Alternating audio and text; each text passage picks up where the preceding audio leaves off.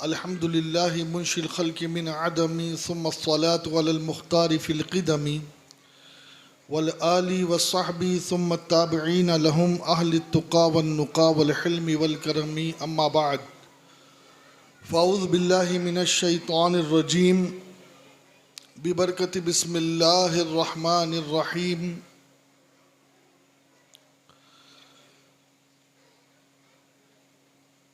क़ाल रसूलुल्लाहि सल्लल्लाहु अलैहि वसल्लम इन्नमल अअमालु बिल ख़वातिम सदक़ रसूलुहुन नबियुन अमीरुल करीम औ कमा क़ाल अलैहि सलाम। मिंबर रसूल पर रौनक अफरोज़ कायद मिल्लत ख़तीब अहले सुन्नत सरमाए कौम मिल्लत हज़रत अल्लामा हाफिज़ क़ारी ज़ाहिद हुसैन साहब नूरी दामत बरकातुहुम आलिया, मेरे सामने बैठे बुज़ुर्गों, नौजवान साथियों, प्यारे बच्चों, पर्दे में रहकर मुझे सुनने वाली ख़वातीन इस्लाम, अस्सलामु अलैकुम व रहमतुल्लाहि व बरकातुहू। मैं जैसे दुरूद व सलाम पढ़ाऊँ बावाज़ बुलंद बारगाह रसूल में अपनी अक़ीदतें पेश कर लें। पढ़ें अस्सलातु वस्सलामु अलैका या रसूल अल्लाह, अस्सलातु वस्सलामु अलैका या नूर अल्लाह,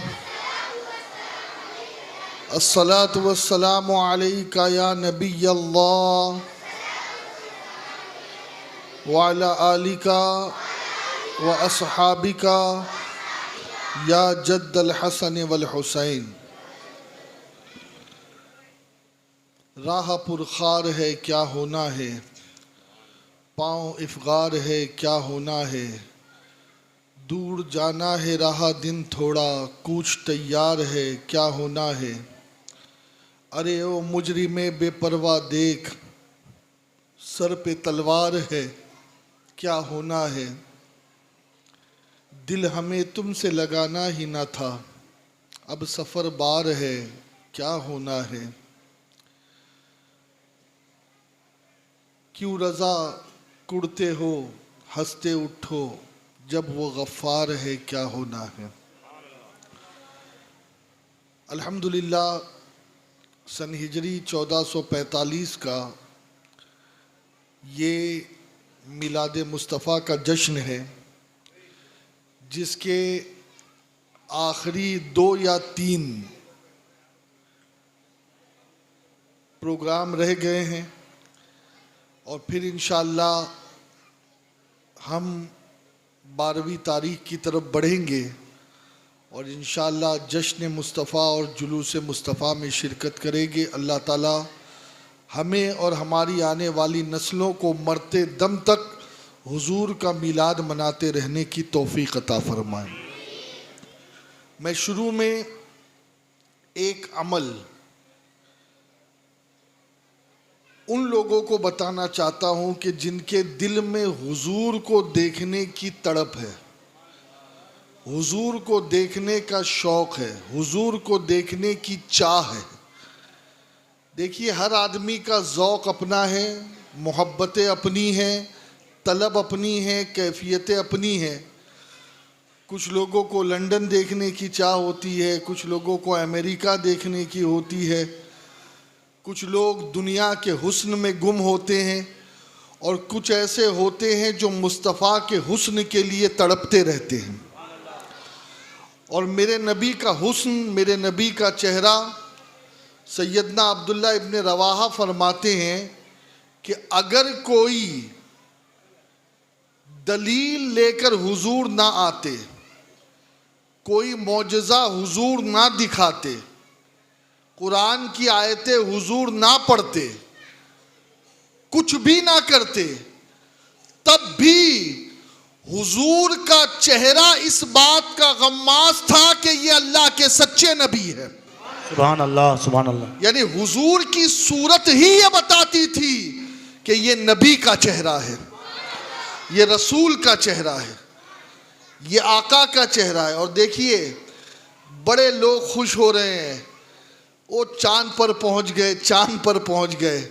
अरे आका अली सलाम के सहाबा से पूछो कि चांद क्या है और मेरे नबी क्या है। हजरत जाबिर बिन समरा वो बयान करते कि एक मर्तबा 14वीं का चांद आबो ताप के साथ चमक रहा था और यहाँ मदीने का चांद आराम कर रहा था। चेहरे पर एक चादर थी, जो चादर सब्ज थी और सुर्ख धारियां थी, और उसके अंदर से मुस्तफ़ा का नूर छन छन के निकल रहा था। हज़रत जाबिर फरमाते कि मैं फैसला नहीं कर पा रहा था कि वो चांद ज़्यादा रोशन है या ये चांद, और फिर आखिर में मेरे दिल ने कहा कि यही चांद है जिसकी रोशनी असल रोशनी है। सुभान अल्लाह। और जानते हो आप, इस हदीस को जो उशाक ने इसकी शरह की, तो वो शरह ये करते लफ्ज़ तजरी, हदीस में है लफ्ज़ तजरी। अब ये तजरी का लफ्ज़ क्या आता है? इसका मतलब होता है तैरना। क्या होता है तजरी का मतलब? तैरना। जैसे एक बहुत बड़ा समंदर हो तो उस समंदर में एक जहाज तैर रहा है, ठीक है, ये तजरी का लफ्ज़ होता है अरबी में। तो मुहद्दिसीन ने इस तजरी के लफ्ज़ का मफहूम ये बयान किया कि हुजूर अलैहिस्सलाम का चेहरा ये हुस्न का समंदर है और चांद और सूरज एक छोटे छोटे जहाज की तरह उसमें तैरते नजर आ रहे हैं। सुभान अल्लाह।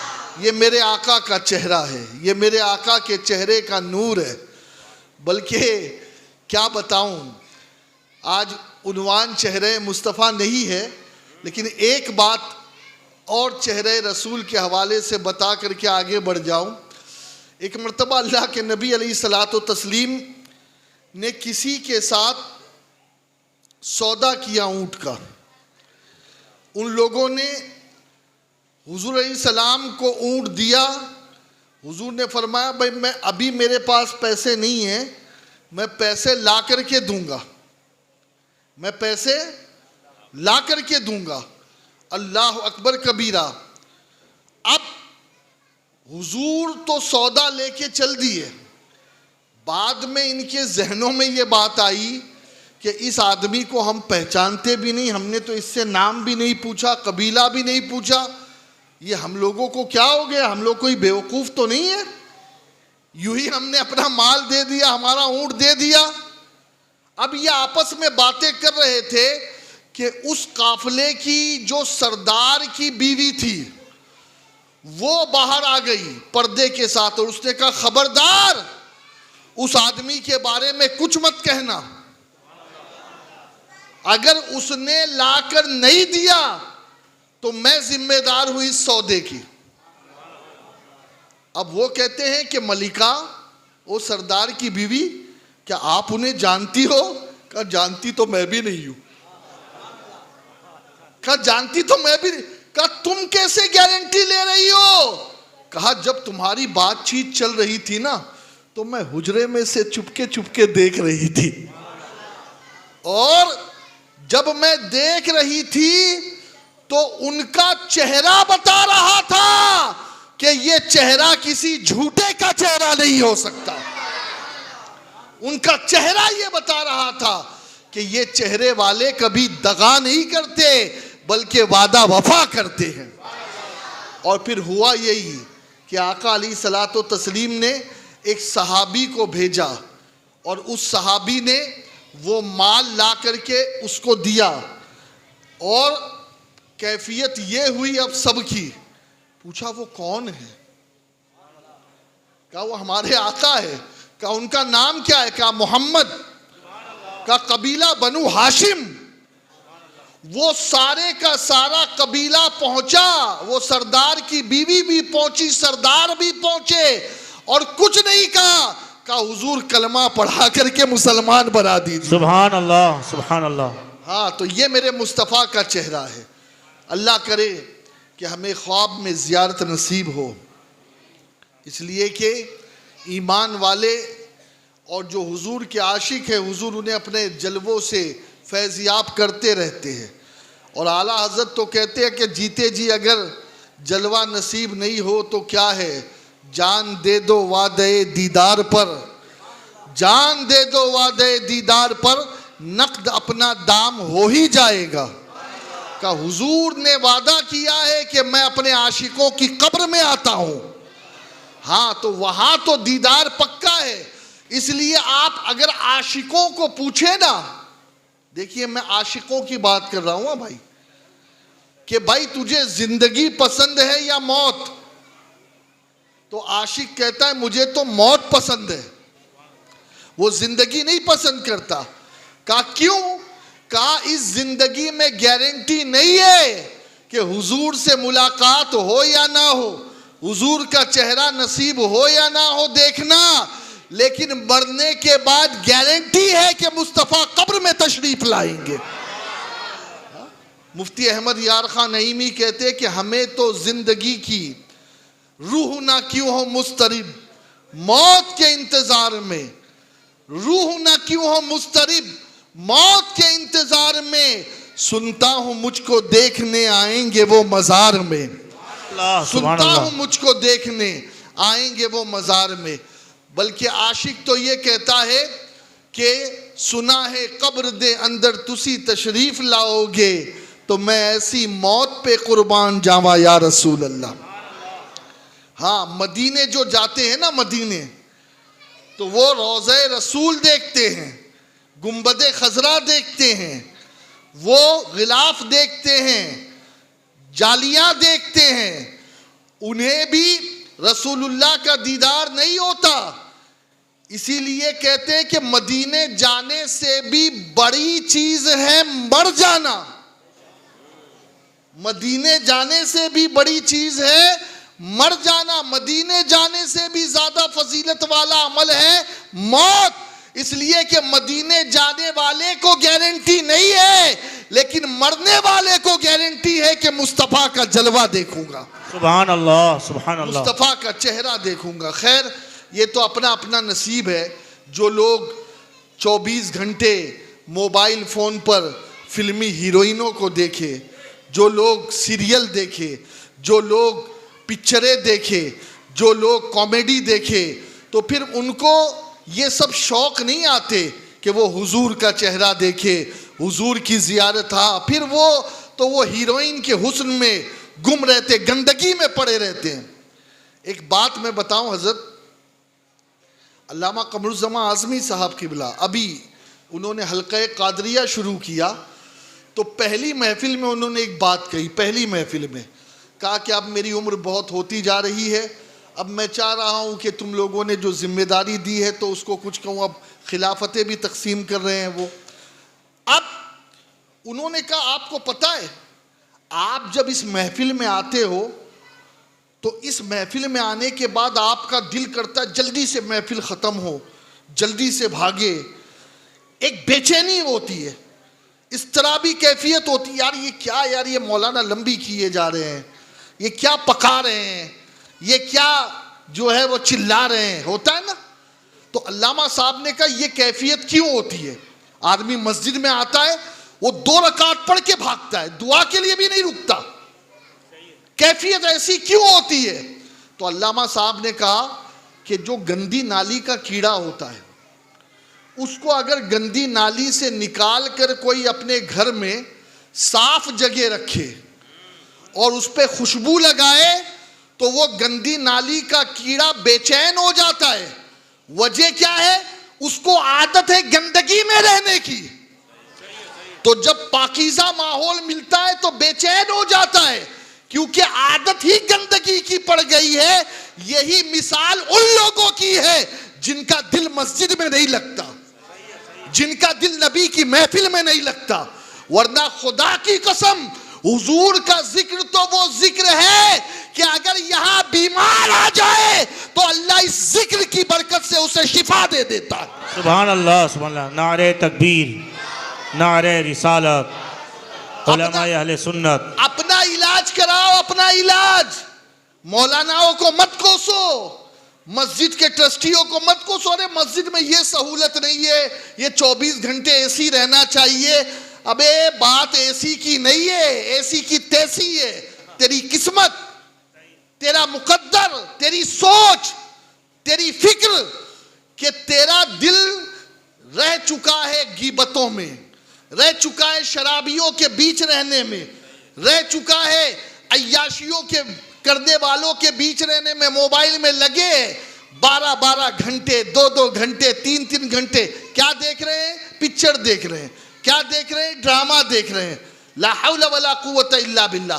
तो जिसको ऐसी लतें लग जाए तो फिर उसे पाक महफिलों में कभी सुकून नहीं मिलेगा, उसे करार नहीं मिलेगा, हमेशा बेचैन रहेगा, हमेशा वो बिलकेगा, अरे यार जल्दी भागो जल्दी भागो। लेकिन जिसको है मजा आ जाए ना, फिर कसम खुदा की वो मस्जिद में ज्यादा बैठेगा, दोस्तों के साथ कम बैठेगा। और जितने भी बड़े बड़े बुजुर्ग थे ना, कि एक मर्तबा हजरत अमीर माविया रदी अल्लाह अन्हु ने किसी को तोहफा दिया और कहा कि ये मदीने में इमाम हुसैन को दे देना। अल्लाह अकबर। अब अमीर माविया कह रहे इमाम हुसैन को दे देना। कहा हुजूर मैं कैसे पहचानूंगा कि वो कौन है? कहा फज्र की नमाज के बाद से लेके जोहर तक जो तुम्हें मस्जिद में नजर आ जाए ना, वही हुसैन है। हाँ, हमारे बुजुर्ग घरों पे टाइम नहीं निकालते थे। हाँ, हम तो समझ रहे कि हुसैन पाक का हमने ताजिया निकाल दिया तो सब कुछ हो गया। यकीनन मोहब्बतें अपनी जगह, अकीदतें अपनी जगह, ताजिए का अदब भी अपनी जगह, लेकिन वो हुसैन मस्जिद में बैठना पसंद करते थे। उनकी जिंदगी ये बताती है कि मस्जिद में बैठना ये मुझे पसंद है। और क्यों ना पसंद हो, उनके नाना ने कहा, रसूलुल्लाह ने कहा, किसी को जन्नती को देखना है। आपको देखना है जन्नती को? हाँ देखना है। हुजूर ने फरमाया किसी को जन्नती को देखना है ना, तो उस शख्स को देख लो जो मस्जिद में हमेशा बैठा रहता है। हाँ, ये मस्जिद जन्नत है, जन्नत। खुदा के लिए अपने दिल को मस्जिद से लगाओ। और आका ने फरमाया कि जो मस्जिद का पाबंद हो, जो मस्जिद से लगा हो, जिसका दिल मस्जिद में लगा हो, आका फरमाते तुम ऐसे शख्स के ईमान की गवाही दे देना, ऐसे शख्स के ईमान की गवाही दे देना। खैर दोस्तों, बात बहुत दूर निकल गई। अल्लाह करे कि हम आशिक रसूल बन जाएं। हाँ, हम हैं नहीं यहाँ, हमारा दावा है। खैर आप हो सकते हैं, मैं तो नहीं हूँ। आप दुआ करें कि अल्लाह मुझे आशिक बना दे, इसलिए कि आशिक को जलवे यार बिना करार नहीं मिलता, वो तड़पता रहता है मुस्तफ़ा के जिक्र के लिए। आशिक थे आला हजरत, हाँ आशिक थे आला हजरत, आशिक थे उस्ताद ज़मन। हाँ कि हसर के जलवे यार इधर भी कोई फेरा तेरा, हसरते आठों पहर तकती है रास्ता तेरा। यहाँ तो जनाब हाँ अपनी महबूबा के इंतज़ार में इंसान रास्ते है और इंतज़ार कर रहा है। ला हौला वला कुव्वता इल्ला बिल्लाह। ये आशिक नहीं, ये फासिक होते। खैर अब सुनिए, आप एक अमल बता कर जा रहा हूँ मैं। ऐसा ना हो कि आप कहें कि वो तो आए थे, कुछ बोल कर चले गए, कोई एक बात भी नहीं सिखाई, कुछ हमने समझा ही नहीं। एक अमल है और छोटा नहीं बोलूँगा, इसलिए कि जिस अमल से मुस्तफ़ा का दीदार मिले। हुजूर फरमाते हैं जो ये दुरूद पढ़ेगा वो ख्वाब में मेरी ज़ियारत करेगा, जो ख्वाब में ज़ियारत करेगा वो हकीकत में भी मुझे देखेगा। आका फरमाते क़यामत के दिन भी वो मेरा दीदार करेगा, और जो क़यामत के दिन मेरा दीदार करेगा मैं उसे अपने हाथों से जामे कौसर पिलाऊंगा। और आका फरमाते जिसे मैं जामे कौसर पिलाऊंगा फिर अल्लाह उसके बदन पर हमेशा के लिए जहन्नम की आग को हराम फरमा देगा। अब वो अमल क्या है, वो दुरूद कौन सा है? मेरे साथ पढ़ लीजिए, अल्लाहुम्मा सल्ले अला सय्यिदना अल्लाहुम्मा सल्लि अला रूही सय्यिदना मुहम्मदिन फिल अरवाह व अला जसदिही फिल अजसाद व अला कब्रिही फिल कुबूर। है ना। अब इसको याद कराने का वक्त नहीं है मेरे पास। ये किबला रोज़ाना ईशा के बाद बड़े बच्चों को भी पढ़ाते हैं, छोटों को भी। इनकी बारगाह में जाओ, इंशाल्लाह ये याद भी करा देंगे और इंशाल्लाह लिख कर भी दे देंगे। अल्लाह हम सबको हुजूर का दीदार नसीब फरमाए। अब दोस्तों, हम ये जो कुछ कर रहे हैं, जो कुछ, इस सब का फायदा उसी वक्त है जब हमें मौत ईमान पर मिलेगी। ये याद रखिए। दुनिया में कोई 100 हज कर ले, जिंदगी भर ज़कात बांटता फिरे, जिंदगी भर रोज़ा रखे, मस्जिद में पूरी जिंदगी गुजार दे, लेकिन मौत के वक्त अगर उसकी ज़बान पर कलमा तैयबा जारी ना हुआ तो फिर होगा क्या? फिर यही होगा कि उसका कोई भी अमल उसे फ़ायदा नहीं देगा। है ना।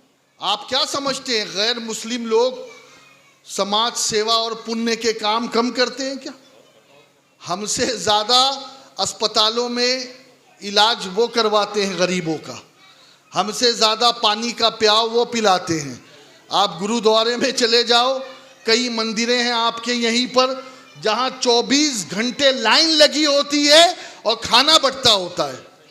मैं तो समझता हूँ जयपुर की एक मस्जिद भी ऐसी नहीं होगी हाँ, कि जहाँ गरीबों को 24 घंटे जो है खाना मिले। हाँ, दरगाहों पे कभी कभी लंगर की देगे उतर जाती है तो गरीबों का भला हो जाता है, वहाँ भी कंटिन्यू नहीं मिलता, लेकिन गैर मुस्लिमों के वहाँ बहुत है इसका एहतमाम। लेकिन क्या उनको ये अमल उनके फ़ायदा देंगे? बोलो, जोर से बोलो ना।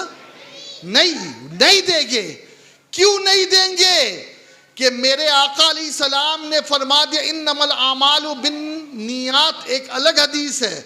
ऐसे ही आका ने फरमाया इन्नमल आमालु बिल खवातिम, आका फरमाते जिसका खात्मा ईमान पर होगा उसी के अमल का यकीन होगा, वरना कोई कुछ भी कर ले। और एक चीज़ मैं आपको बता दूं, अल्लाह रब्बुल इज़्ज़त जल्ल शानहू ने हमारे लिए ये गारंटी नहीं ली है कि मैं तुम्हें मौत के वक्त ईमान की सलामती अता करूंगा। रिस्क की गारंटी उसने सबके साथ ली है। 18,000 या 18 लाख कमो बेश जितने आलमीन हैं और उसमें जितनी मखलूक है, हर किसी के रिज्क का जिम्मेदार अल्लाह है। उसने जिम्मा लिया है। वो काफिरों को भी पालता है, मोमिनों को भी पालता है। बल्कि एक मर्तबा अल्लाह ने एक काफिर की दावत हज़रत इब्राहीम अलैहिस्सलाम को करने के लिए कह दी, तो हज़रत इब्राहीम ने उसे टाल दिया। तो अल्लाह रब्बुल इज़्ज़त ने फरमाया इब्राहीम तूने क्यों टाला? कहा मौला वो तेरा गुस्ताख है, वो तेरा गद्दार है, वो तेरी तौहीद को नहीं मानता, तो मेरा दिल गवारा नहीं किया। अल्लाह ने फरमाया इब्राहीम कितने साल से वो ऐसे काम कर रहा है? मौला 80 साल की उम्र है। कहा 80 साल से मैं तो पाल रहा हूँ, तू एक वक्त का खाना नहीं खिलाया तूने, मैं तो 80 साल से पाल रहा हूँ। तो पालना अल्लाह के जिम्मे है, वो सबको पालता है। हाँ, अगर कोई अपने बच्चों को छोड़ भी देना, हाँ, माँ बाप अगर अपने किसी बच्चे को छोड़ भी दे तो ये जहन में ना रखे कि मेरा बच्चा पलेगा नहीं, वो पल जाएगा, कहीं भी पल जाएगा, कैसे भी पल जाएगा, क्योंकि सबके पालनहार, सबका पालनहार हकीकी वही है। सबको पालने का जिम्मा उसने ही लिया है। लेकिन कौन ईमान पर मरेगा, कौन नहीं मरेगा, इसका जिम्मा उसने नहीं लिया है। इसका जिम्मा उसने नहीं लिया है। और कान खोल करके सुन लो, ईमान पर जीना आसान है, ईमान पर मरना बहुत मुश्किल है। बल्कि हदीस में आका ने फरमाया कि क़यामत के करीब ऐसा वक्त आएगा कि लोग सुबह मुसलमान होंगे, शाम को काफिर होंगे, शाम को मुसलमान होंगे, सुबह काफिर होंगे। जी जी।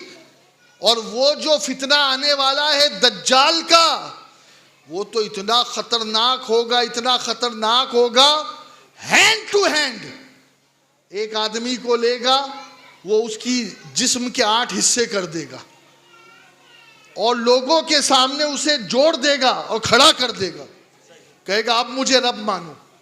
बहुत मुश्किल होगा ऐसे वक्त ईमान बचाना, बल्कि लोगों से कहेगा लोगों आओ, मेरे दाएं हाथ में जन्नत है, बाएं हाथ में जहन्नम है, जो मुझे खुदा मानेगा मैं उसे जन्नत दूंगा। लोग कहेंगे है भी या सिर्फ कह रहा है? तो वो जन्नत की सैर कराएगा। जब वो जन्नत की सैर कराएगा तो बड़ा तबका होगा जो उसके ऊपर ईमान ले आएगा, उसे खुदा कह बैठेगा, बड़ा तबका होगा। अल्लाह अकबर। आप क्या समझ रहे हैं? आका फरमाते आखिरी जमाने में जैसे हाथ पर अंगारा लेना मुश्किल होगा, अभी किसी के हाथ पे दे दिया जाए अंगारा, कोई बचा पाएगा? आका फरमाते ऐसे ही आखिरी जमाने में ईमान बचाना मुश्किल होगा, ईमान बचाना मुश्किल होगा। और दोस्तों, बस जिसके साथ अल्लाह फजल का मामला फरमा दे, हाँ, जिसके साथ अल्लाह फजल का मामला फरमा दे, उसी को मौत के वक्त कलमा नसीब होगा, उसी का खात्मा ईमान पर होगा। वरना दोस्तों, आप और हम क्या है? हाफिज़े कुरान, कारिए कुरान, आलिम दीन, मुफस्सिर, अपने वक्त के बड़े बड़े शेखुल हदीस। आप क्या समझते हैं शैतान को? ये शैतान, अल्लाह अकबर, इतना खतरनाक है, इतना खतरनाक है कि मुस्तफ़ा करीम फरमाते हैं कि ये आखिरी वक्त धमक जाता है और उस वक्त लोगों की प्यास का हाल ये होता है कि लोग जाबलब होते हैं, क्योंकि आदमी के हलक से आवाज ही नहीं निकल रही है तो क्या समझेगा कि पानी मांग रहा है। जान निकलने का वक्त है। आका फरमाते उस वक्त सांस समंदर भी पिला दिया जाए तो उसकी प्यास ना बुझे, लेकिन ऐसे वक्त शैतान धमक जाता है और कहता है मुझे खुदा कह दे, ये जामे कौसर लेकर मैं आया हूं, तुझे कभी प्यास नहीं लगेगी माअज़ल्लाह, मैं ऐसा पानी तुझे पिलाऊंगा, तुझे मरते ही जन्नत मिल जाएगी। और आका फरमाते ऐसे वक्त भी कई लोगों का ईमान वो सल्ब कर लेगा। बल्कि हदीस में बड़ी अजीब बात है, इसलिए मैं बयान कर रहा हूं, कब्र में तक वो खबीस आएगा। और जब कोई कहेगा ना मर रब्बू का मा दीनू का मा कुंत तकूल, ये जो 3 सवाल होंगे फरिश्तों के जरिए से, तो पहले सवाल पर कहेगा मुझे अपना रब कहे। इसीलिए तो तलकीन का हुक्म है। तलकीन किसे कहते हैं? हमारे वहां तो लोग जानते ही नहीं है, बस यहाँ दफनाए और यहाँ भाग के आ गए, सेम पता है लेकिन तलकीन नहीं पता है। आका फरमाते जब मैयत को दफन कर दो ना, और जब लोग आ जाए तो कोई वहां खड़ा हो और खड़े हो करके वो कहे ऐ हव्वा के बेटे, आदम का बेटा नहीं, हव्वा का बेटा, ऐ हव्वा के बेटे या हव्वा की बेटी, सुन तेरा रब अल्लाह है, रसूल मोहम्मद तेरे नबी है, इस्लाम तेरा दीन है, कुरान तेरा इमाम है। आका फरमाते ये उसे कहो, ये उसे सुनाओ, और अगर तुमने उसे हुज्जत याद दिला दी तो आका फरमाते जब कोई मरने वाले को हुज्जत याद दिलाता है ना, तो फिर फरिश्ता कहता है अरे इससे क्या सवाल करना, इसे तो पहले से हुज्जत सिखा दी गई है। हाँ, फिर फरिश्ते बगैर सवाल के चले जाते हैं, बगैर सवाल के। और कुर्बान जाए बरेली के ताजदार पर, आला हजरत पर, जरा बोलो ना सुभान अल्लाह। हाँ, ये हमारे इमाम है, इमाम, इन पर हमारी जाने कुर्बान। वजह क्या है? इन्होंने हमें शैतान से ईमान को महफूज रहने का तरीका भी बता दिया और कब्र में भी कैसे ईमान सलामत रहेगा वो भी बता दिया। सुभान अल्लाह। कहा कैसे? कहा जब कोई मर जाए ना तो मैयत की कब्र पे अजान दो। अल्लाह सुभान अल्लाह। क्या कहा मेरे इमाम ने? बोलो। अब नए लोग, ये क्या, हमने तो नहीं देखा, हमने तो नहीं देखा। तुमने नहीं देखा तो तुम्हारी आंखों का इलाज करवाओ। तुम्हारी आंखें तो अब तक सूरज को भी नहीं देख सकी है, अब तक सूरज को नहीं देख सकी है। हाँ, वो चश्मा लगा करके एक मर्तबा एक ने देखने की कोशिश की थी, तब भी उसकी आंखें फेल हो गई, सूरज को नहीं देख सकी। तेरे देखने का क्या एतबार? इमाम से पूछा गया, इमाम कब्र पर अजान देने का क्या फायदा है? कब्र पर अजान देंगे तो फिर कब्र पर अजान देने से मिलेगा क्या? मेरे इमाम ने कहा, अल्लाहु अकबर, अल्लाहु अकबर, अशहदु अल्लाह इलाहा इल्लल्लाह, अशहदु अल्ला इलाहा इल्लल्लाह। ये 4 कलमे ऐसे हैं जो पहले सवाल के जवाब है। सुभान अल्लाह, सुभान अल्लाह। जब कोई ये सुनेगा अशहदु अन्ना मुहम्मद रसूलुल्लाह, तो ये तीसरे सवाल का जवाब है। और जब कोई सुनेगा हय्या अलस सलाह, हय्या अलल फलाह, आओ नमाज की तरफ, आओ कामयाबी की तरफ, तो ये दूसरे सवाल का जवाब है कि ये दीन इस्लाम है जो नमाज की तरफ बुलाता है और कामयाबी की तरफ बुलाता है। और फिर जब कोई आखिर में कहेगा अल्लाह अकबर, अल्लाह अकबर, ला इलाहा इल्लल्लाह, तो ये भी पहले सवाल का जवाब है। गोया ये अजान नहीं है, ये मुर्दे को हुज्जत सिखाई जा रही है। सुभान अल्लाह, सुभान अल्लाह। और अल्लाह का शुक्र है कि हम सुन्नियों का मुर्दा अपने कब्र में हुज्जत सीख लेता है, इसलिए कि हमारी कब्रों पे अजान होती है। सुभान अल्लाह, सुभान अल्लाह। नारे तकबीर। तो आला हजरत के मानने वाले हैं। हाँ, ऐसे वैसे हजरत, अदना अदरस और दवाइयां बेचने वाले हजरत के मानने वालों को ना कलमा नसीब है और ना इमाम हुसैन का आका और मौला इमाम मानना नसीब है। अब वो तो यजीद के कसीदे पढ़ते पढ़ते मर गए मरदूद, फातिहा ना दुरूद। और हमने तो जान लिया, हमने तो कह दिया। एक मरा था, बड़ी भीड़ थी उसकी जनाजे में, मैं सामने खड़ा था। किसी ने कहा सैयद साहब आप भी? कहा मैं तो थूकूंगा भी नहीं। कहा अरे आप कैसी बात कर रहे, इतने बड़े आलिम। मैं कहा अगर मैं थूक दूं ना तो उसके जिस्म पर मेरा ये पाक लुआब जाकर नापाक बन जाएगा, उसकी नहूसत से। मेरा लुआब पाक है, मैं थूकूंगा भी नहीं। हुजूर आप ऐसी कैसी बात करते हैं, आप फिरके वारियत की बात करते हैं। मैंने कहा भाई हम जो है ना, हम वो ढकी छुपी बात या मुनाफिकत नहीं करते। हमारा मसलक स्टेज पे भी बयान करते हैं, तन्हाई में भी बयान करते हैं, और अगर हजारों खबीस आ जाए तो उनके दरमियान भी डंके की चोट पर बोलेंगे। कहा भाई आप नमाज क्यों नहीं पढ़ रहे? मैंने कहा इसने जिंदगी में फतवा दिया था कि यजीद रदी अल्लाह अन्हु है, यजीद रहमतुल्लाह अलैह है, यजीद अच्छा है, यजीद जन्नती है, यजीद सहाबी है। मैंने कहा जो यजीद को अच्छा माने, मेरे नजदीक वो हुसैन का हो ही नहीं सकता। हाँ, वो हुसैन का भाई हो सकता है क्या? बोलो यार। हाँ, वो फिर वो जाकिर नालायक की बात में और उसकी बात में क्या फर्क है? वो कह रहा था 2 शहजादों की जगह पे शहजादा बोलता है, उस खबीस को शहजादा बोलता है तू। शहजादा नहीं, बहुत बड़ा निकम्मा था वो, खबीस था वो। इससे बड़ी खबासत क्या होगी? अल्लाह अल्लाह। मेरे मुस्तफ़ा एक बच्चे को उठाकर गोद में प्यार करने लगे, प्यार करने लगे। सहाबा कहते हुजूर बच्चे तो और भी है, इस बच्चे से आप प्यार कर रहे हो, इस बच्चे से आप प्यार कर रहे हो, बच्चे तो और भी है। आका ने कहा मैंने इस बच्चे के अंदर एक खास बात देखी है। बच्चे तो सब है लेकिन इस बच्चे में खास बात। कहा आका वो क्या बात है? कहा जब मेरा हुसैन खेल रहा था ना इसके साथ, तो जहां जहां मेरे हुसैन का पैर लगता था ये हुसैन के खाक की धूल उठा करके आंखों और चेहरे पे मला करता था। आका फरमाते हैं मुझे इससे मोहब्बत हो गई।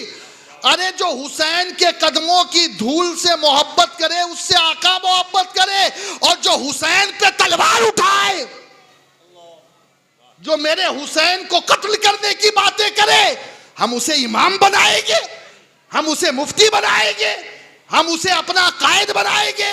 लानत है ऐसे अकीदे पर। हम कल भी हुसैनी थे आज, और जिसका हुसैन से झगड़ा है कयामत तक के हमारा उससे कभी भी दोस्ताना हो नहीं सकता। हाँ जयपुर वालों, एक रंगी बनना पड़ेगा, एक रंगी बनना पड़ेगा। दो रंगी छोड़ दे, यक रंग हो जा, सरापा मोम या फिर संग हो जा। ऐसा नहीं हो सकता कि अल्लाह भी खुश रहे और शैतान भी खुश रहे। अगर हुसैन की जन्नत चाहिए तो फिर इमाम अहमद बिन हंबल की तरह कहना पड़ेगा कि यजीद जहन्नमी है, यजीद काफिर है। अगर आपको इमाम हुसैन की जन्नत चाहिए तो फिर मेरे इमाम की तरह, इमाम आजम की तरह यजीद को मुसलमान बोलने पर जबान बंद रखनी पड़ेगी। हाँ नहीं बोल सकते आप यजीद को मुसलमान। जी जी, और ये जनाब मुसलमान नहीं बोलते थे, इनका फतवा मौजूद है, कोई आकर के देख ले मेरे पास। रहमतुल्लाह अलैह बोलते थे। हम रहमतुल्लाह अलैह किसको बोलते? कि जो अल्लाह के वली है, जो नेक है, जिसका जन्नती होना। अरे हम कहते हैं आका ने बहुत पहले बता दिया, अल हसन वल हुसैन सय्यदा शबाब अहलिल जन्ना। आका ने कहा मेरे दोनों शहजादे हसन और हुसैन जन्नती जवानों के सरदार है। तो ऐसा कैसे हो सकता है कि जो सरदार को कत्ल करे वो कातिल सरदार की जन्नत में आ जाए? हाँ ऐसा नहीं हो सकता। खैर दोस्तों, बस बात ये कह रहा था कि ये जो हम अजान देते हैं ना, अजान, ये अजान हुज्जत है। क्या है? हुज्जत है, हुज्जत। और ये तलकीन है, याद रखो। बस बात अपनी मुख्तसर कर रहा हूं, वक्त हो चुका है। मौत ईमान पर आए कोई गारंटी से नहीं कह सकता, कोई, है ना। दूसरे मनसब की बात तो मैं नहीं करता, मैं नबी के घराने का हूं, लेकिन मैं भी गारंटी नहीं दे सकता। हाँ, चूंकि बहुत सारे नबी के घराने वालों का खात्मा मैंने खराब भी देखा। हाँ जी जी, देखा है मैंने। वो मरे हैं कुफ्र पर, वो मरे हैं बेईमान होकर। अच्छा मुझे ईमानदारी से बताए ना, वो अभी अभी एक खबीस मरा था, अब नाम लेने में मुझे उसका आपत्ति नहीं है। क्या नाम था उसका? तारिक फतेह, फतेह तारिक, तारिक फतेह। हाँ, न्यूज़ पर आके बड़ी बकवासें करता था इस्लाम के खिलाफ। पाकिस्तान से भगा दिया गया तो कनाडा गया, कनाडा वालों ने भी नहीं रखा, यहाँ उसको पनाह मिली। एक और खबीसा थी तस्लीमा नसरीन, वो भी गई, जबकि बचपन में उसके माँ बाप ने कितने प्यार से नाम रखा होगा, तस्लीमा नसरीन। लेकिन खबीसा ने जिंदगी भर इस्लाम को तस्लीम नहीं किया। हाँ, और वो तारिक फतेह, वो जिंदगी भर इस्लाम के खिलाफ भौंकता रहा। दोस्तों, इस्लामी नाम हो जाना काफी नहीं है, ईमान पर मौत आना असल है। और याद रखो, आका अलैहिस्सलाम ने बहुत सारी वजूहात बयान की है कुफ्र पर खात्मे की, बहुत सारी। उसमें से एक ये भी है कि आका ने कहा अगर कोई हतीम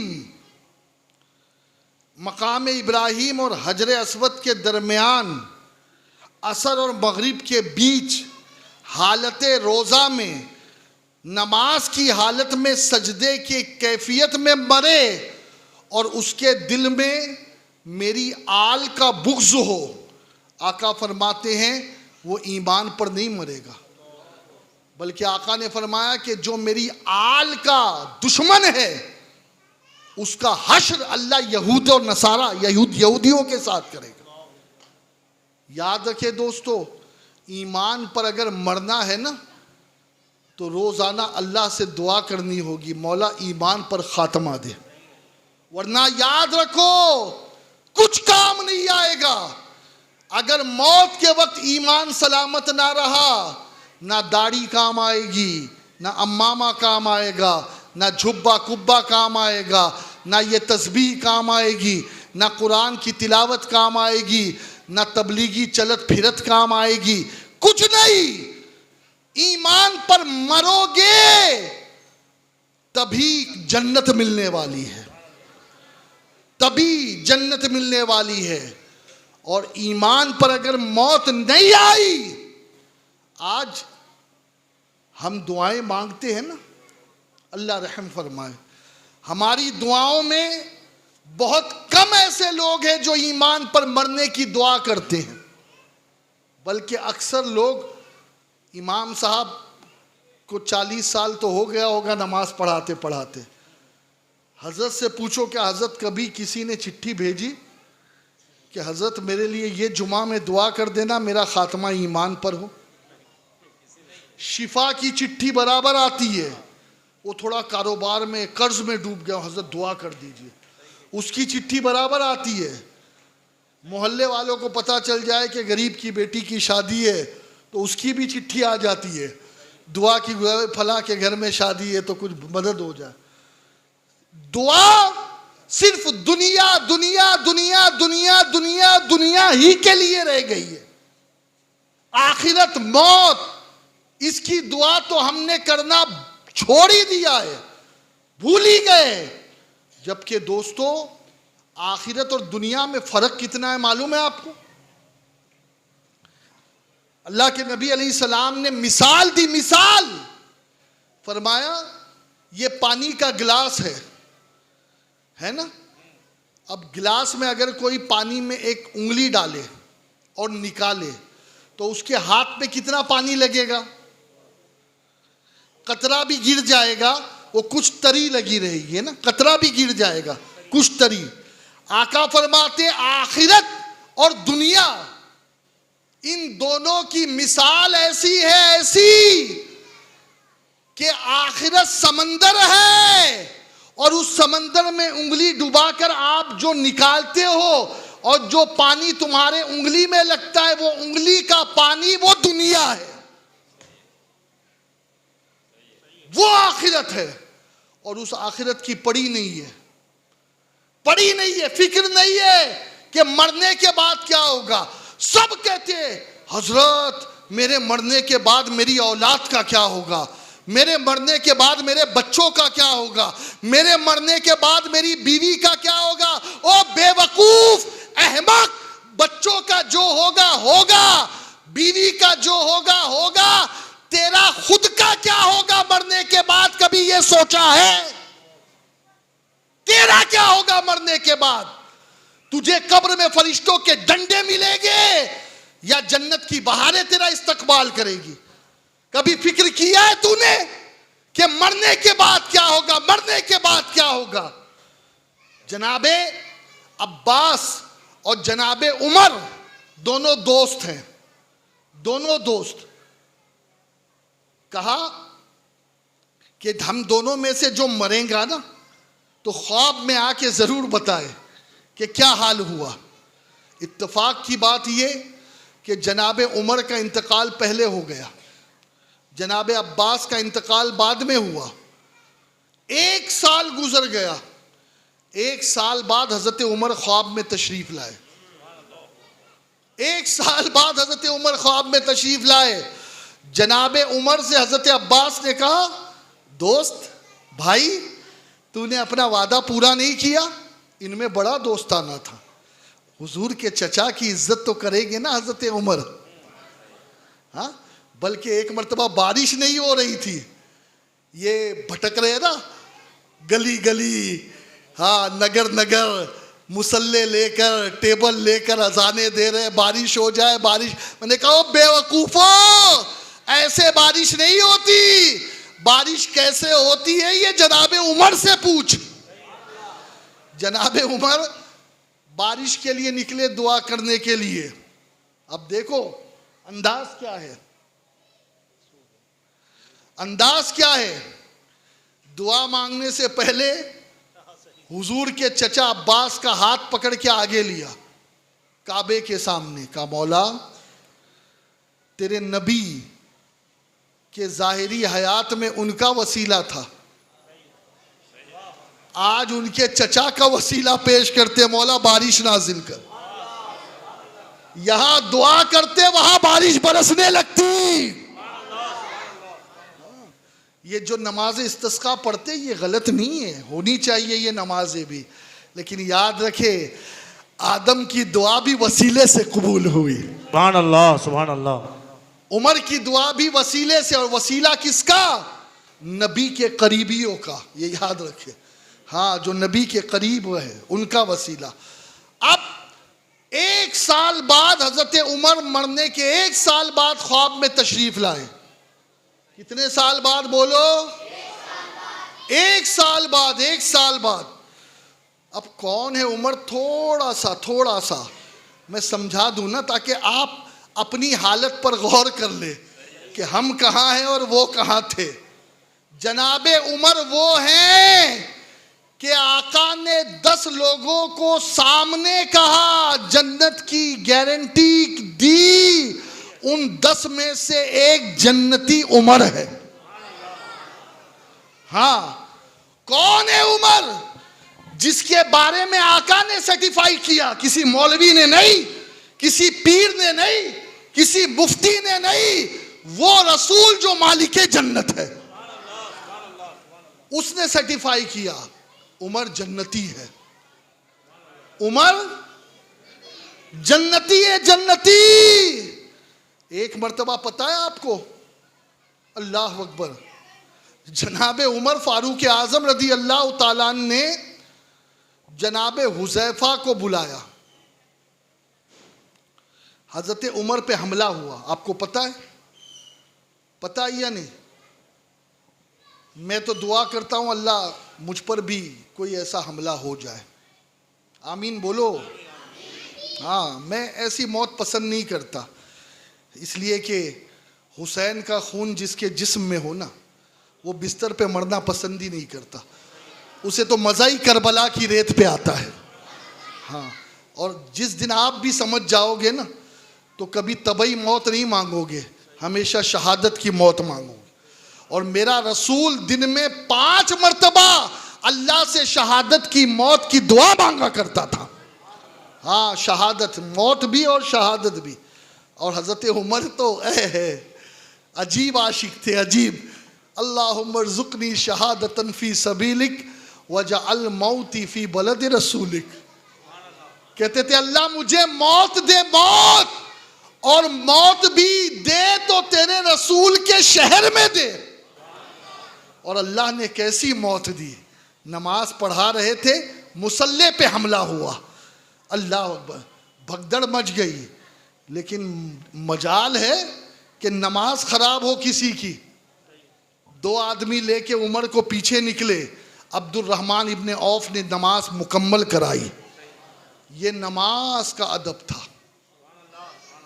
कमरे में पहुंचे, जनाबे उमर ने कहा मुझे जो मेरी बाकी नमाज है वो पढ़नी है, जरा वजू का पानी ले आओ।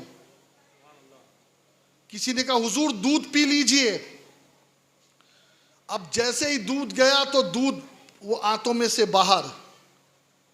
हजरत अबू मूसा अशरी आए, अकीदे की बात कर रहा हूं मैं, और अगर हदीस में ना दिखाऊं तो मेरी गर्दन काट देना।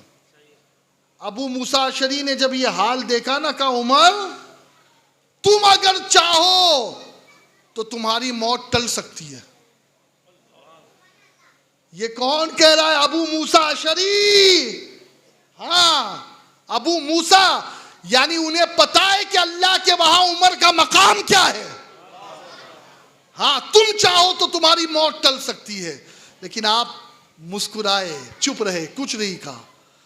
उस मौके पे आपने 2 काम किया, जरा तवज्जो से सुनना। जनाबे उमर ने 2 काम किया। पहला काम यह किया कि अपने बेटे को बुलाया अकेले में, कान में कहा जाओ माँ से इजाज़त ले लेना। ज़िंदगी में तो उन्होंने रसूल के पास दफन होने की इजाज़त दी थी। अब इंतकाल के बाद कभी कभी होता है ना, आदमी सामने होता है तो फिर मुंह देखी आदमी को यस करना पड़ता है, वो हया होती है। कहा जब मैं मर जाऊं ना और जनाजा तैयार हो, उस वक्त भी मेरी माँ से पूछना कि क्या मैं दफन हो सकता हूं, और अगर वो हाँ कहे तो फिर दफन करना, वरना मुझे आम कब्रिस्तान में दफन करना। वो उम्र जो दफन है रसूल के बगल में आज भी। हाँ, समझिए आखिरत क्या है और मौत ईमान पर होना कितनी जरूरी है। अब फौरन कहा अपने बेटे को कि जाओ सहाबिये रसूल हुज़ैफा अल यमान को बुला लाओ। हुज़ैफा अल यमान आते हैं। हजरत उमर ने कहा दरवाजा बंद, बेटे तू भी बाहर, मुझे कुछ राज की बात करनी है। हजरत उमर कहते हैं हुज़ैफा तुझे उस हक का वास्ता देता हूं जो मुझ पर तेरा है, मुझे एक बात सच सच बता दे।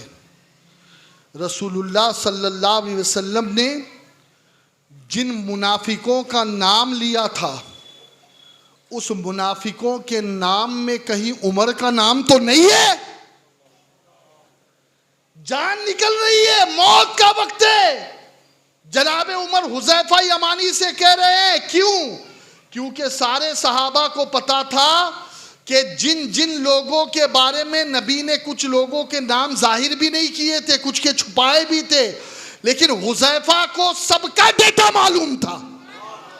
हाँ, वो जो 7 नमाजें पढ़ रहे थे, कहा कहीं मुनाफिक की फहरिस्त में मेरा। हजरत हुज़ैफा तड़प गए, रोने लगे, उमर भी रोने लगे, हुज़ैफा भी रोने लगे और अर्ज की ए अमीरुल मोमिनीन, मैं गवाही देता हूं कि उस फहरिस्त में आप नहीं है, आप नहीं है, आप नहीं है। ये होता है अल्लाह का डर, ये होता है मौत के वक्त ईमान की फिक्र। हाँ, वो उमर। अब हुआ क्या? अल्लाह अल्लाह, वो उमर अपने बेटे को कहते हैं बेटा हुज़ैफा पे नजर रखना, वो मेरी नमाज पढ़ता है या नहीं ये जरूर देखना। हाँ, इसलिए कि हुज़ैफा यमानी का मामला क्या था मालूम है? वो सबकी जनाजे में नहीं जाते थे। जिनके बारे में नबी ने सर्टिफाई किया है उन्हीं का जनाजा पढ़ते थे, और जिनके बारे में नबी ने मुनाफिक कहा है फिर वो टाल मटोल कर जाते थे, जनाजे में शामिल नहीं होते थे। तो अपने बेटे को ताकीद की कि बेटा जरा नजर रखना हुज़ैफा पढ़ता है या नहीं, दुनिया पढ़े या नहीं कोई मतलब नहीं। हुज़ैफा ये क्यों है? इसलिए कि यकीन हो जाए कि उमर दुनिया से ईमान के साथ जा रहा है, ईमान के साथ जा रहा है। अल्लाह अकबर। लेकिन देखो वो उमर जिसे जन्नती होने की गारंटी खुद साहिब जन्नत ने दी, 1 साल बाद नबी के चचा के ख्वाब में आते हैं। कहा हजरत अब्बास ने, उमर दोस्त वादा ये था कि मरते ही बताओगे हालात। जनाब उमर अर्ज करते हैं क्या कहूं अब्बास, बस अभी हिसाबो किताब से फारिग हुआ हूं, अभी हिसाबो किताब से फारिग हुआ हूं। हम क्या है, हमारी हकीकतें क्या हैं?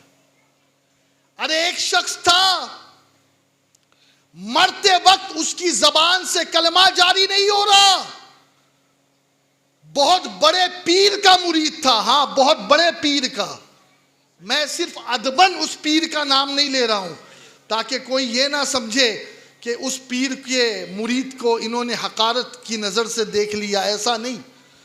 अब पीर साहब खुद पहुंच गए, खुद कहा क्या बात है, क्यों तेरी जबान पे कलमा नहीं निकलता, तेरी जिंदगी का कोई ऐसा अमल तो नहीं था? अल्लाह अकबर। उसने क्या कहा मालूम है? हुजूर बस ऐसे लोगों के साथ उठा बैठा करता था जो अबू बकर सिद्दीक और हजरत उमर फारूक आजम को बुरा कहते थे। वो पीर ने कहा यही वजह है कि जो उमर और फारूक को बुरा कहे, तूने उसकी संगत इख्तियार की, अभी तौबा कर। उन्होंने तौबा कराई और जबान से कलमा जारी हुआ। हजरत अलकमा का वाकया तो आपने बहुत मर्तबा सुना है, लेकिन इशारा दे रहा हूं कि रसूलुल्लाह ने कहा कलमा पढ़, रसूलुल्लाह, उसकी जबान से कलमा नहीं निकल रहा। आका ने कहा इसकी माँ जिंदा है? कहा हाँ। कहा माँ से मालूम करो कि बेटा कैसा है। माँ ने कहा मेरा बेटा नमाजी है, मेरा बेटा नेक है। माँ ये नहीं पूछा जा रहा है तेरे साथ मामला क्या था। कहा मैं नाराज हूं। अल्लाह अकबर। आका ने फरमाया जब तक मां राजी नहीं होगी ये कलमा नहीं पढ़ सकेगा। क्या समझते हो आप, यूं ही ईमान पर मर जाओगे? बल्कि माओ शुमा तो क्या है, एक मुहद्दिस थे जनाब, मुहद्दिस किसे कहते हैं अभी इतना टाइम नहीं कि लंबा चौड़ा कहूं। हाँ, मुहद्दिस के बारे में यह है कि जिसे 10,000 हदीस कम अज कम हिफ्ज हो, वो मुहद्दिस। मरते वक्त वो मर गए, कब्र में उनका जब एक मर्तबा किसी वजह से ये बारिश वगैरह होती है ना, तो कब्र खुल जाती है। उनकी कब्र खुल गई तो चेहरे का रंग बदला हुआ था, चेहरा काबे से फिरा हुआ था। अब दूसरे मुहद्दिसीन जो उनके दोस्त थे उन्हें बड़ा ताज्जुब हो, इतना नेक आदमी,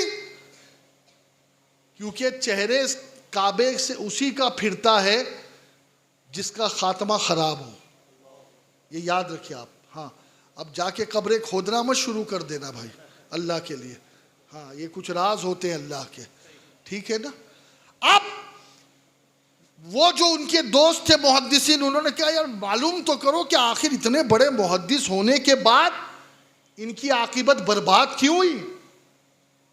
पहुंच गए इनकी बीवी के पास, कहा क्या तुम्हारे शोहर का कोई ऐसा काम था, कोई ऐसा अमल था? कहा नहीं नहीं, मेरे शोहर तो बड़े नेक थे, नमाजी थे, तहज्जुद गुजार थे, रोज़ाना मदरसे में बच्चों को हदीस का दर्स देते थे।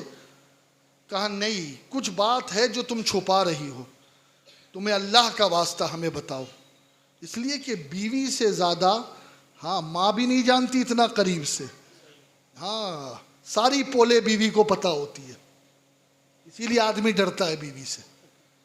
और जिसने अपने आप को पाक रखा ना, उसकी बीवी भी उसकी गुलाम है, उसके बच्चे भी उसके गुलाम है। हाँ, वरना आदमी बीवी से डरता है। कहा क्या बात है, कोई तो बात होगी। हमने भी इल्म हदीस पढ़ी है, हमने भी किताबें खंगाली है, आप बताएं क्या बात है। कहा एक बात उनकी कभी कभी वो कह देते थे। कहा क्या? कहा जब ठंडियों का मौसम होता था और वो मेरे साथ रात गुजारते, और जब उन्हें गुस्ल करके फजर में जाना पड़ता तो कहते थे यार ईसाइयों में ये मामला अच्छा है कि उन्हें जनाबत का गुस्ल नहीं करना पड़ता, उन्हें बिना गुस्ल के भी वो चर्च में जा सकती है। अल्लाह अकबर। उन उलमा ने कहा बस यही वो जुमला है जिसने इसकी आखिरत बर्बाद कर दी। दोस्तों, हमारी औकात क्या है, हमारी हकीकत क्या है, हम पता नहीं क्या क्या ऐसे जुमले रोजाना अपनी जबान से निकालते हैं। कितने ऐसे कुफरियात कलमात। हमारे अमीर अहले सुन्नत मौलाना इलियास अत्तार कादरी साहब ने किताब लिखी है, कभी अल्लाह मौका दे तो उसे पढ़े, कुफरिया कलमात के हवाले से सवाल जवाब। हमारी रोजाना की बोल चाल में एक नहीं दर्जनों ऐसे लफ्ज है कि जो जबान से निकला तो तलाक भी हो गया, बीवी भी गई और ईमान भी गया। लेकिन हमें फिक्र नहीं है अपने ईमान की, हम चाहते नहीं है कि मरने के बाद जन्नत मिले। खुदा के लिए दोस्तों, अपनी मौत की फिक्र करो। बस आज ये जो हम बैठे हैं ना, इसीलिए बैठे हैं। अल्लाह के नबी अलैहिस्सलाम फरमाते हैं, जो नमाजों में सुस्ती करे वो दीन पर नहीं है, वो दीन को झुटलाने वाला है। सूरह माऊन पढ़ो। नमाज में सुस्ती, सुस्ती किसको कहते हैं? बहुत सारे लोग होंगे जिन्होंने ईशा की नमाज अब तक नहीं पढ़ी होगी, अब घर पे जाके 10 बजे पढ़ेंगे, 11 बजे पढ़ेंगे। इसे कहते हैं नमाज की सुस्ती। आप समझे ना? और कौन है जिसके अंदर चुस्ती है? जो जमात के साथ पढ़े, फज्र में अव्वल वक्त में इमाम की तकबीर उला के साथ पढ़े। तो आका फरमाते वो दीन को झुटलाने वाला है जो नमाज में सुस्ती करे, गफलत बरते। बल्कि उलमा ने यहां तक कहा, आज देखते हैं आप, मैं तो देखता हूं ना, अगर किसी के साथ ऐसा मामला हो तो मैं टारगेट नहीं किसी को कर रहा हूं। पहले एक वक्त था जब अजान होती थी, मोबाइल बंद, फोन बंद, टीवी बंद। हाँ, आदमी काम कर रहा है ना, घाट कर रहा है, तो मशीन बंद करके रुक जाता था, अजान हो जाए। औरतें सरों पे रुपट्टा ले लेती थी, टीवी बंद, सब कुछ बंद। आज अजान हो रही है, सब लगे हैं अपने कामों में, सब लगे हैं अपने कामों में। बल्कि अस्तगफिरुल्लाह, यहाँ की बात नहीं है, हाँ किसी और जगह की है। मस्जिद से लग के दुकान है, उस दुकान में गाना बज रहा है, अजान हो रही है, और कमबख्त अजान के वक्त भी गाना बंद नहीं कर रहा। अव्वल तो जिनकी मस्जिदों से लगी हुई दुकान हो ना, उसके अंदर तो गाना चलना ही नहीं चाहिए, हाँ चलना ही नहीं चाहिए। सुने उलमा की तकरीरें, नाते सुने, ये क्या है। लेकिन सुनो, मुफ्ती अहमद यार खान नईमी ने लिखा है इसे, जो अजान का एहतराम ना करे और अजान के वक्त बातचीत करता रहे, डर है कि उसका ईमान पर खात्मा ना हो, उसका ईमान पर खात्मा ना हो। और बस एक आखिरी बात अर्ज करके गुफ्तगू ख़त्म करूं। एक बार ला इलाहा इल्लल्लाह मुहम्मदुर रसूलुल्लाह, बस इस कलमे को अपना विर्द बना लो, इस कलमे को अपना विर्द बना लो। ज़रा बोलिए और ज़ोर से, और ज़ोर से। वो इंतज़ार मत करो कि हमारे मरने के बाद 70,000 ख़त्म होगा, 1.25 लाख ख़त्म करेगा कोई कलमे का। नहीं, ज़िंदगी में खुद की बख्शिश खुद करा के मरो। हाँ, और दुरूद शरीफ भी पढ़ो, अस्तगफार भी पढ़ो। लेकिन मेरी एक गुजारिश है, मेरी एक गुजारिश है, मेरा अल्हम्दुलिल्लाह इस पर अमल भी है तहदीस नेमत के तौर पर। अभी हज के सफ़र, मदीने पाक के सफ़र पर एक अरबी ड्राइवर मेरे पास था, तो मैं सोता हूँ माशाल्लाह, और मुझे अपने बिस्तर में इतनी नींद नहीं आती अच्छी जितनी कार में आती है। एसी चली हो और फिर कार में बहुत अच्छी नींद सोता हूँ मैं, अल्हम्दुलिल्लाह। अल्लाह का शुक्र है, अल्लाह का शुक्र है। किसी को नरम गद्दे पे नसीब नहीं है। हाँ, तो वो मुझसे उसने सवाल किया, कहा शेख तुम जब भी सो रहे थे और जब भी तुम्हारी आँख खुलती थी तो तुम ला इलाहा इल्लल्लाह मुहम्मदुर रसूलुल्लाह पढ़ते हो, बात क्या है? मैंने कहा भाई मैं ये सोचता हूँ कि पता नहीं कब आखिरी वक्त हो, कब एक्सीडेंट हो जाए, कब क्या हो जाए, तो मैं तो यही कलमा पढ़ता हूँ। क्या इसकी कोई वजह? तो मैंने कहा एक बहुत बड़े हमारे वहाँ दीनदार आदमी थे, उनका आखिरी वक्त आया तो अब बच्चे थे कमबख्त, वो काफिरों के अस्पताल में जाके एडमिट करा दिया। और आखिरी वक्त जब उनका था तो माज़अल्लाह सुम्मा माज़अल्लाह उस हॉस्पिटल के अंदर बाकायदा ये म्यूज़िक चलती रहती थी 24 घंटे आईसीयू में। बॉम्बे की गोरेगांव की हॉस्पिटल है। हरे कृष्णा हरे राम, हरे कृष्णा हरे राम, हरे, यही चलती रहती थी 24 घंटे। तो मेरे साथियों ने बताया कि जब उस दोस्त के बाप का आखिरी वक्त आया, अस्तगफिरुल्लाह, उसकी आखिरी सांस में ये जुबान पर था, अस्तगफिरुल्लाह अस्तगफिरुल्लाह। दोस्तों रो, अल्लाह से दुआ मांगो, मौला ईमान पर मौत दे, आज जो मैंने बातें बताई है ये तमहीद है। इंशाअल्लाह फिर कभी ज़िंदगी रही तो इस मौजू को मुकम्मल किया जाएगा।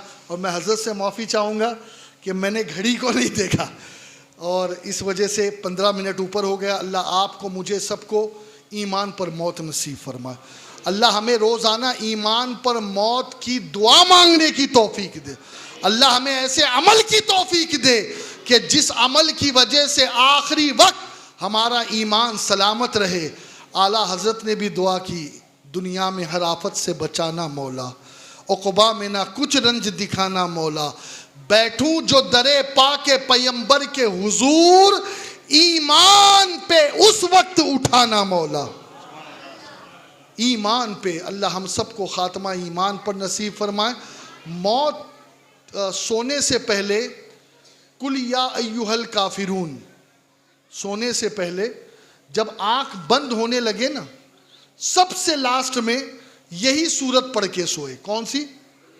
हाँ, आला हज़रत लिखते हैं कि अगर कोई बिस्तर पर सबसे आखिरी में यह सूरत पढ़ के सोएगा तो इंशाअल्लाह उसे ख़ात्मा ईमान पर नसीब होगा। वमा अलैना इल्लल बलाग। अस्सलाम वालेकुम।